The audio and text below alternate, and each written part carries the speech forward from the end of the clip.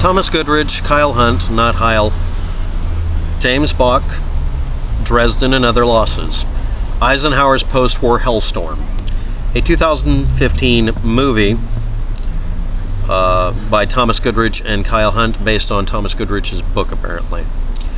Seems to be recycling accusations of genocide by the Eisenhower administration and the Allies, and this originally was brought up, well, not originally, but was most prominently brought up by James Bacque, a Canadian novelist who did the following errors. Ignoring missing POWs that just simply went home. They weren't missing. Red Cross food aid that was sent to displaced civilians instead. And that German POWs were fed the same rations provided for the civilian population during a food shortage,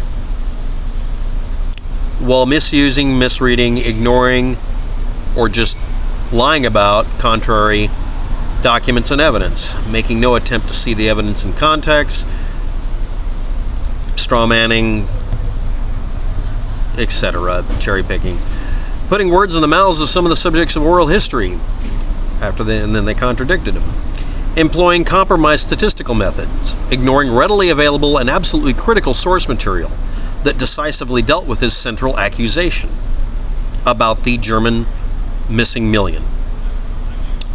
Assertions by the missing million that weren't missing and were not in Germany, in many cases. Old men and young boys at the time in the Volkssturm, the People's Militia, that were released without formal discharge and transfer of POWs to other Allies control areas. Death rates for the German POWs that were actually listed and were kept accountable for bureaucratic reasons, I'm going to get to that in a minute, were lower than every other country except for ones held by Britain, under 1%. Death rate when you're in the middle of a war versus a 1% death rate under control of your opponent, where you're completely helpless. During a food shortage, and also everybody has to be reminded of this, the biggest killer in a war is the disease.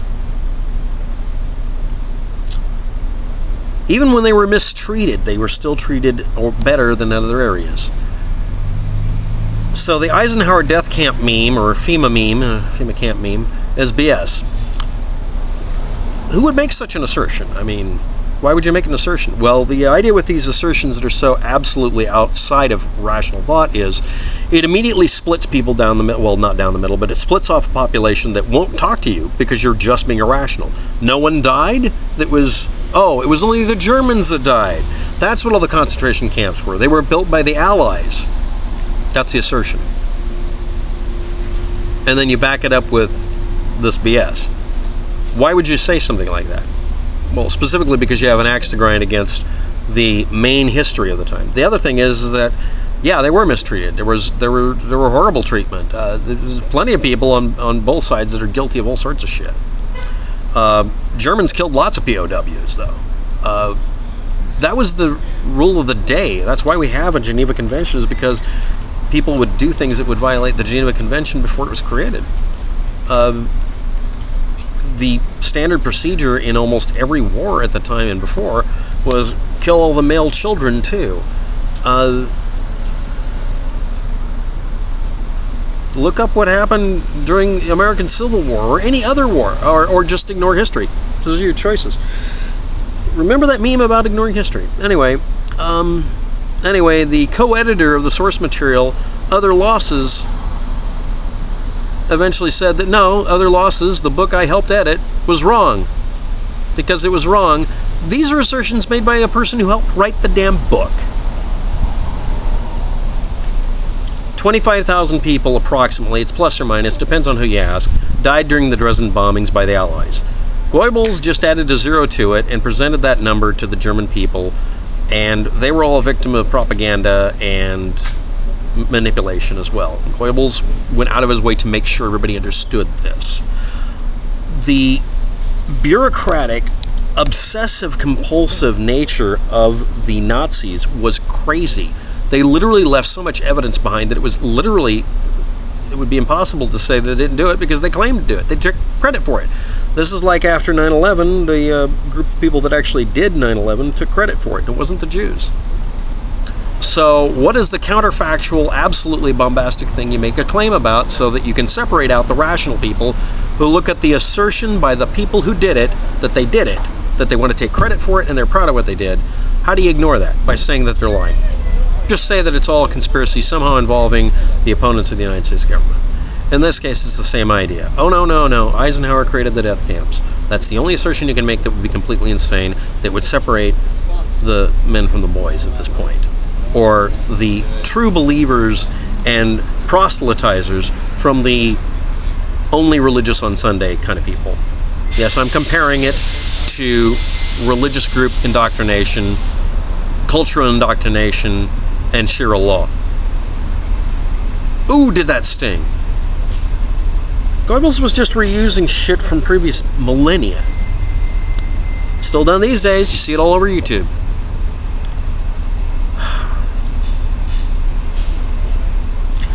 And here's an assertion. All of this is why evidence should be immediately placed before the American British public in a fashion that would leave no room for cynical doubt, as someday an attempt would be made to recharacterize the documentation of the Nazis by themselves and their crimes of themselves. They did their own documentation.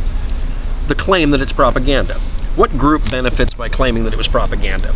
Neo-Nazis. People who don't want to feel guilty or be told, you're doing something that we saw the Nazis do. So how are you going to do anything about it? I mean, what are you going to do? Well, you just say, well, Nazis were good, and basically you end up with a crowd that hates you because you're lying, and another group that loves you because you're lying. It's called the big lie. I'm going to look that up. Not just Goebbels. Next, I'm going to reiterate the first part of this after everybody finishes walking by with their cell phones crammed up against their skull mythically. The book Other Losses by James Bacque, making the assertions he did, kind of fed into this. Thomas Goodrich and Kyle Hunt, in 2015 made a book called Hellstorm, basically repeating the meme that Eisenhower was the bad guy. What possible reason would someone have to do this?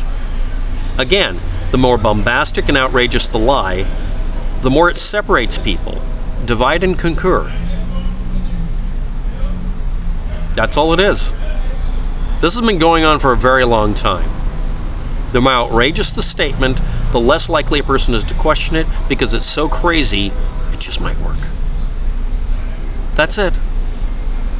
And why did I do this? Someone sent me a link to someone's channel where they were appearing on purpose to just be poking fun at Judaism, and potentially a person being a Jewish person. Or maybe they were just into Judy Tenuta.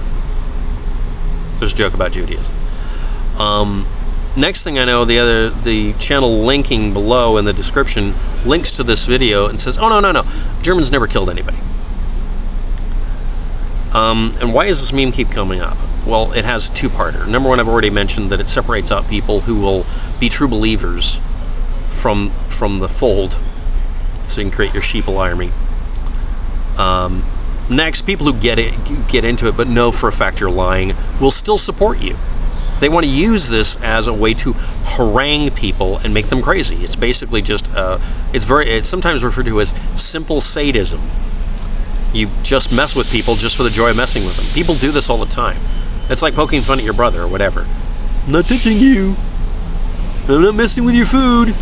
I didn't touch it while you had your back turned. You know, it's just a way of messing with people. The other part of it is you do get a group of people who are credulous. Credulous, I use that word rarely. It just means that you're easily manipulated and you don't really analyze things. You don't think things deeply. And all you have to do is tell them, no, because you listened to me and believed, you're the smart one. See also the insane liberal bias in this country that says statistics are sexist, because they disprove my point. But you're in the know. You're one of the awakened ones, because you say stuff that's completely bombastically stupid. There's no difference. It's the same damn bill of goods. It's the same salesmanship. Oh, you might think a carpet that blows air into, carpet cleaner that blows air into the carpet would either be completely crazy or totally revolutionary. It's completely crazy. It just blows dirt around. However, counterintuitively, if you want to clean a carpet, getting an air gun and blasting all the dirt out of it is actually the most effective way to do it. You just blow it from behind. You'll never get that image out of your head. Just don't start. Anyway, next, I'm just going to do this really quickly. I have to repeat this.